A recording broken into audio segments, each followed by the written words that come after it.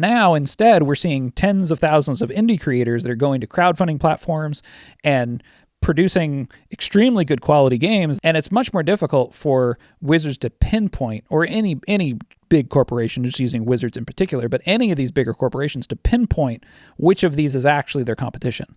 Distraction makers.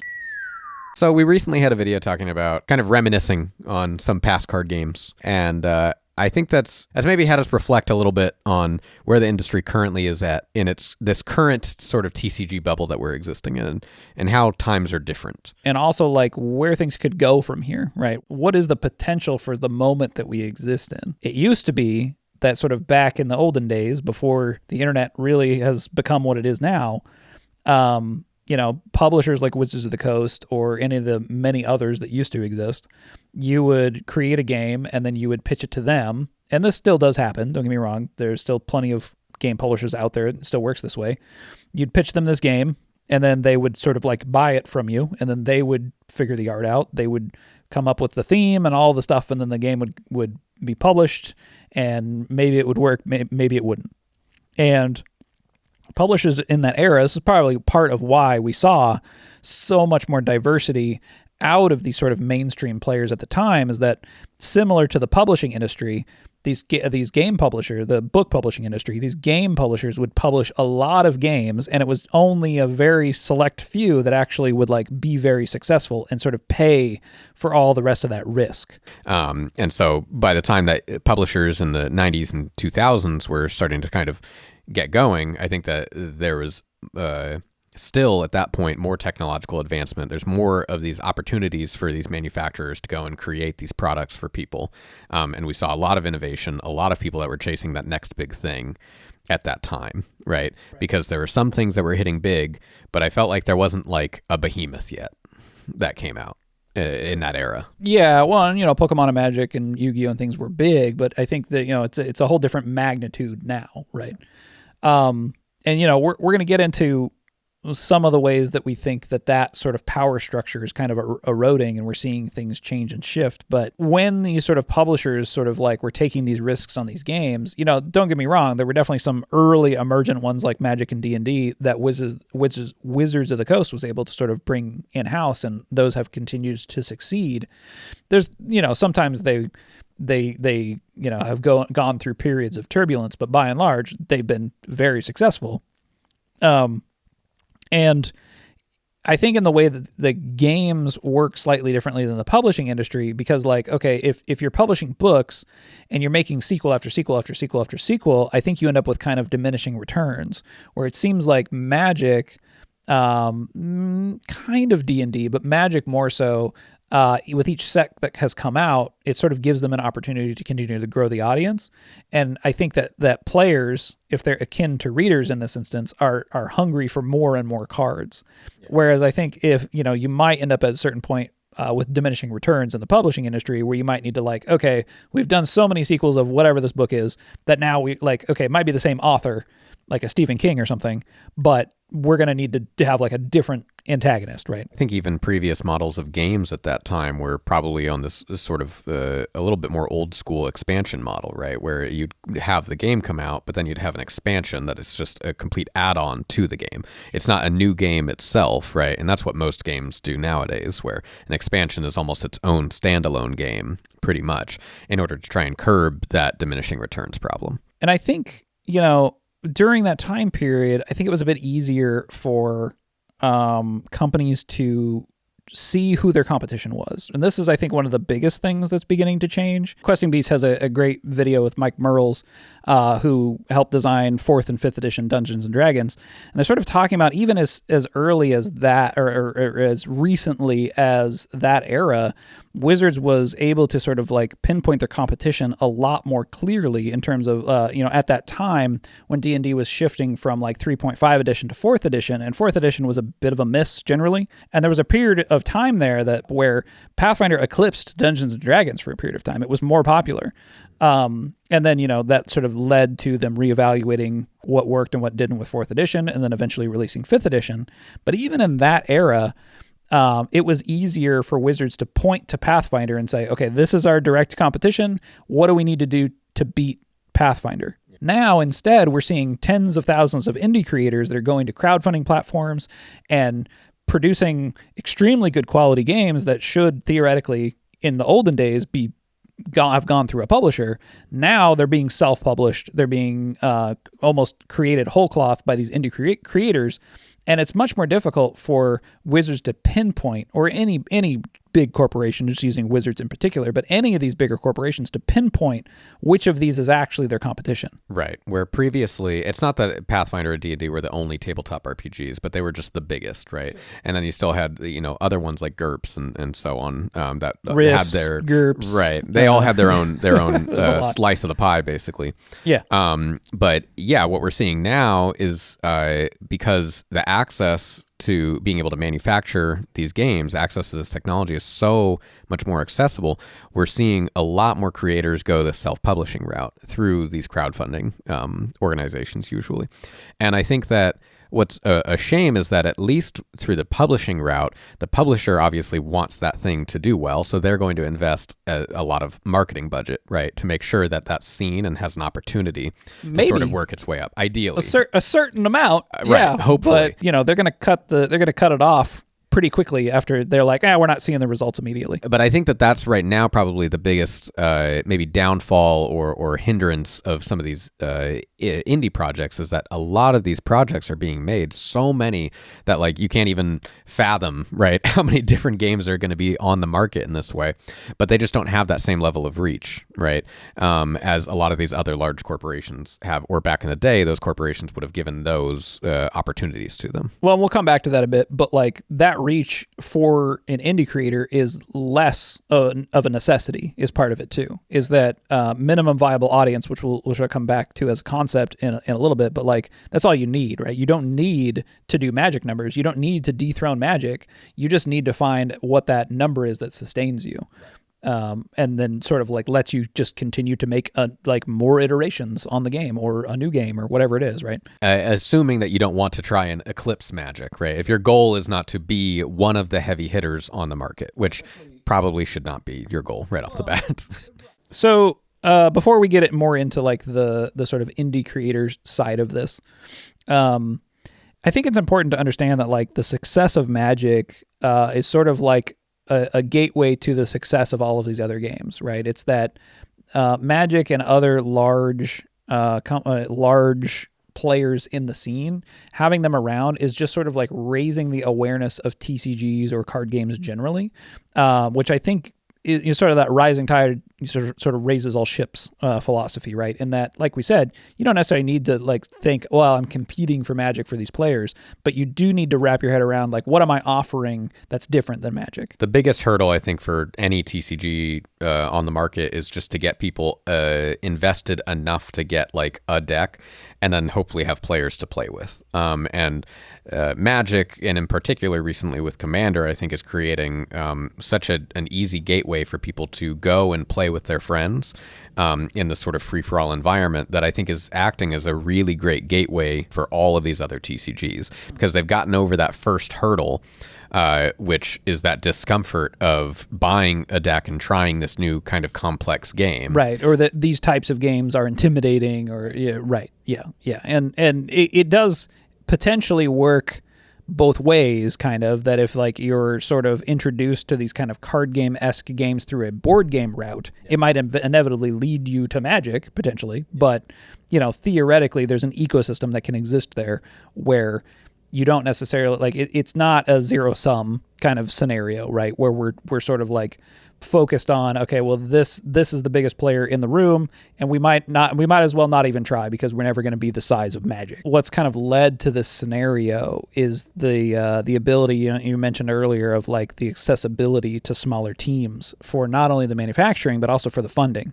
Like we've seen a lot of success stories already out of the crowdfunding space, to the point where I think a lot of people were assuming that we're in some kind of a bubble in terms of indie crowdfunding, right? In that how can all of these indie games on Kickstarter, on GameFound coexist? And, this sort of brings us back around to this idea of the minimum viable audience, which is a sort of set number that might be different for each project, but it could be as small as 1,000 people. Like it could be that your project needs 1,000 people that will spend $100 on your game, and that will raise $100,000. And if you can produce your project for somewhere in that vicinity. Yeah, I think if we were to kind of compare two different approaches to how you build up a game, we could compare the games like Sorcery to Altered as a good example of this. Sorcery was a crowdfunded trading card game, and so was Altered. Altered was immensely more successful as in terms of backing. It was the most backed card game, I think. Yeah, on Kickstarter, in Kickstarter history. Now, Sorcery still made a good chunk of money. I don't remember what it was off the top of my head. But Altered, I think, obviously, they had, I think, a lot more seed money. Like, they had a lot more invested, and they wanted to blow up, right, in this way. And I think Sorcery really took this sort of grassroots approach where they're going to start slow, build up the audience, and slowly go up from there. And so what happens, I think, is right now, like, not that many people know about Altered, not that many people know about Sorcery in general. However, we're seeing the ramifications of Altered's approach most recently with their recent crowdfunding, and that they need 1.2 million in order to stay afloat. Where Sorcery, they've kept that pace, right, and they've kept their overhead costs low. They are not overstepping, right, and they're slowly. It seems like their goal is to slowly build up, right, and this sort of starts to call into question the TCG like model generally. Like when you're approaching something as this sort of grassroots type movement and you're operating with sort of a minimum viable audience, there are challenges that conflict directly with you trying to do that when you're trying to make a TCG. And it's because a TCG requires a certain minimum amount of audience, which is pretty large because you need enough people opening the cards and trading those cards with each other and being able to find other people to play with, that it becomes difficult. And also that bar is quite a bit higher than if you were doing something like an expandable card game that plays a bit more like a board game, but a bit like a TCG, right? One that we sort of became aware of is the game Hub World Eidolon, which just sort of finished funding on GameFound, that raised over $400,000, and it's made by the people that made Earthborn Rangers. They're both an expandable card game model. They're not. They're much more invested in like minimum viable audience and not necessarily like, okay, well, we need to really blow the doors off in order to get a TCG rolling, where their number that's viable to sustain them is probably much lower than what something like Altered needs, because Altered is doing this TCG model, investing in areas that aren't like an absolute necessity to getting the project moving forward. Yeah, it's also it's scalable, having an expandable card game, because in a TCG you're sort of setting a particular. I mean, it's not even setting a standard. It's that you need to print out a certain amount of cards within every set in order to satisfy players, and especially if you have any sort of a drafting format, you can't mess that up, right? You have a certain standard of that. Whereas in an expandable card game, that can vary quite a bit from set to set depending on what you are doing with your game. On even like minimum viable product with an expandable card game, like what is the fewest number of cards you could print, right? Probably a secret layer sized set, right? 5 cards, right? Like it could be that small. And then you can like continue to use that sort of pre-order model if that's just something we've been kind of thinking about. But I think that we're big advocates, I think, for this expandable card game model, which is funny because like there are quite a few on the market, but it's not as popular as I feel it maybe used to be, or it's not talked about as much, at least. Yeah, Fantasy Flight, I think, has quietly sort of like cornered the market, but I think it's mostly just that their games are popular. Marvel Champions and is Lord of the Rings card game. Arkham Horror's the other one, yeah. And I think that the reason they don't get the same level of like, I guess, credibility or accolades as these TCGs is just because I think that there's less money like tied into it. These games are very successful. They're like obviously successful, and can continue to be released. They have a large fan base, but they don't have individual cards going and selling for several $1,000s, right? When you have any game that has a single card going and selling for several $1,000s, that's going to, turn heads, right? It's turning heads of players, but also investors, right? People that are interested in going and collecting and speculating on it as an asset. There's all sorts of problems with you basing your business model on people that are speculating on your game versus playing your game, but that's a whole different conversation, I think. Another kind of sort of challenge that arises when you're moving away from something like a TCG model is that there's a lot of sort of like entropy built into the system because you're getting the cards distributed in booster packs rather than just getting them all at once. So I do think that designers of expandable card games versus trading card games need to figure out a way to sort of get the most out of those components. So we do see a lot of things that are like deck builders or just sort of draft more like games that lean on drafting. But I do think there's still a huge amount of design space for this type of idea of how do you get the most out of these game pieces rather than it just being like, here's all the cards, build the decks you want, and then you're just playing with those. Right. What you're essentially saying is that when you get all the cards for an expandable card game and you start the deck constructing phase, you could very quickly end up optimizing it and finding whatever the most optimal decks are. And then you're either going to get bored or you're going to have enough of a fun time with those decks, ideally until the next set comes out. But because these expandable card games don't have the same sort of budget and cadence as these TCGs, they're not going to come out as frequently as a TCG set would. So instead, having some way of keeping it fresh in order to curb that optimization, right? I do think it's actually why, honestly, it might end up being why we're not seeing as many expandable card games is because deck builders started becoming popular around that era and might have just ended up sort of taking the reins and becoming the thing that players preferred because of that form of entropy. Yeah, it's possible. I mean, there's definitely like other types of systems that would work besides a deck building system. But yeah, obviously some amount of deck building while you're playing would be involved, but you don't need like the entire thing to be built while you're playing, right? You could build some of it and then some of it gets built as you're playing, or some of it gets built sort of over time. We've seen a lot of things that are sort of in this like card PG genre where your deck kind of levels up over time, that kind of thing.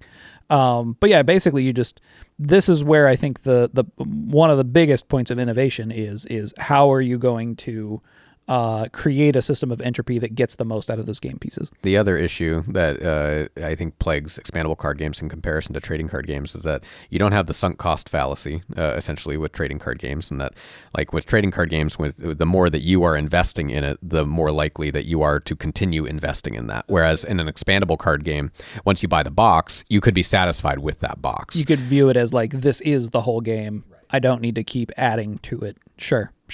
Digital is also brought up as a particular route that could work, which it still could.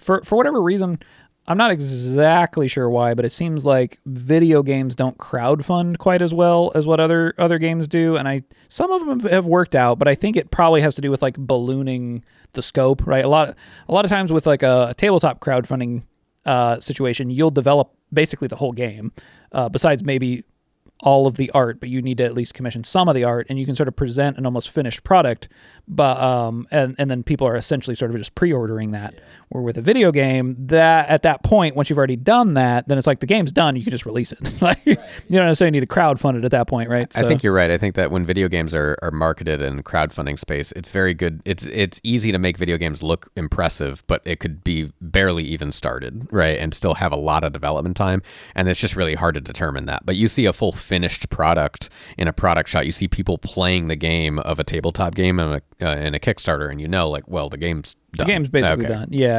Well, and I do wonder if there's anything to learn here, because video games' answer to this was early access, and I wonder if there's some amount of something to learn here for tabletop games. I'm not exactly sure what it is yet. This is just something I've been mulling over for the stuff that I'm working on, but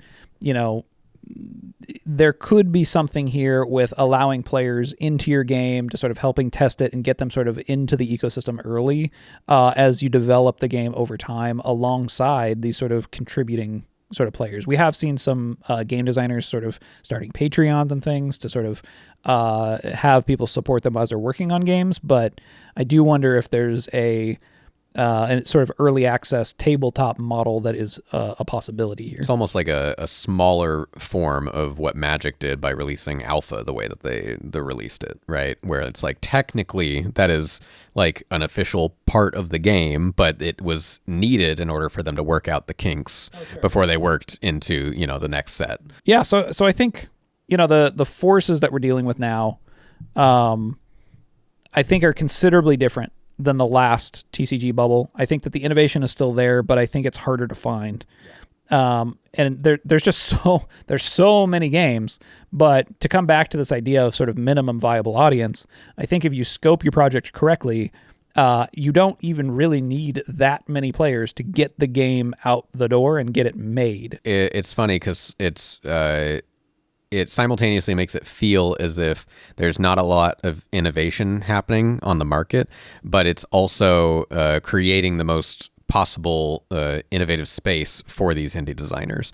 And that because there's so many of these designers and so many games that you're not aware of, but they're in existence, it means that there are a lot of people out there that have these like small companies that they've basically started where they're generating their own games and are very comfortable with that, and they can grow slowly over time, assuming they're making a good, consistent product that gets better and better. It also lets you cater like directly to that audience. So I think being very specific about like what the game is, who it's designed for, I think is a huge boon in the space where people that want a very particular experience, you can almost be the designer that like they talk back and forth to, like if your audience is small enough, like they can kind of know you as a designer and as a person. And this, a lot of this experience comes from the sort of independent art side of things where you're developing relationships with collectors and meeting people in person at conventions and things. But like, there's no reason why a game couldn't work in a similar way, right? Like to develop a very dedicated audience that instead of going really wide, you're going really deep, right? And you're figuring out exactly what that particular audience wants out of the game. You can have the lofty aspirations, but don't sprint there. Well, and really it's like, I think that's how you get there, right? Is that you grow the thing grassroots, you understand your audience, you understand the vision of the game and the type of player that would be attracted to that game, and you lean into that. It's not about watering down an experience to the point where anybody could be interested in it. What are you trying to say? Is there a card game watering down their experience so that anyone could be interested in it? I didn't really have one in mind. Oh, okay. So weird. Can't, off the top of my head. No, can't really think of it. Does this say Spider-Man? At any rate, so, in the future, I think 5-10 years down the road, I think we're going to see the fruits of what's happening now. I mean, obviously, we've kind of already seen it in the board game space, but I think card games in particular, not necessarily TCGs, but maybe TCGs. We've already kind of seen some sort of these grassroots TCGs. What might be important, too, is community. Right. And what does that community end up looking like? Obviously, we're trying to do our part here, but it's that like I look at the OSR Dungeons and Dragons community, and I'm like, okay, there's a whole ecosystem here that helps support all of these different creators. And once you're kind of like wrapped up in that scene, it's much easier for you to find these projects. So I don't know. We'll see. I don't know quite what it looks like yet. Obviously, right now, we've got the channel, we have the Discord, and, we host playtests and things in the Discord. And I think over time that will become a better and better resource for game creators. If you enjoyed listening to us talk about the TCG industry and stuff like that and crowdfunding and whatever. The future of card games. Yeah, that's it. Feel free to give us a little like and a subscribe, maybe a comment down below. If you want to continue the conversation, you can join our Discord. It's a community of indie creators that are working on their own games and people that are interested in that kind of thing. So links in the description. Thanks for watching. We'll see you next time. Bye.